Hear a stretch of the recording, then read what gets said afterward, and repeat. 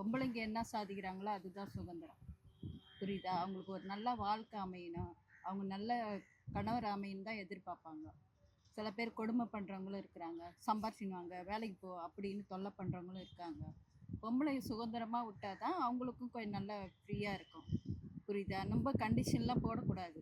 எந்த கண்டிஷனும் இருக்கக்கூடாது. எனக்கு எந்த சுதந்திரமே கிடைக்கலப்பா. என் கணவர் என்னை வந்து குழந்தையிலே சின்ன குழந்தை 1 வயசுலேயே என் கணவர் விட்டுட்டு போயிட்டாரு. எங்களுக்கு எந்த சுதந்திரம் விட்டுட்டு போயிட்டாருன்னா எப்படி? காணாமல் போயிட்டாரு.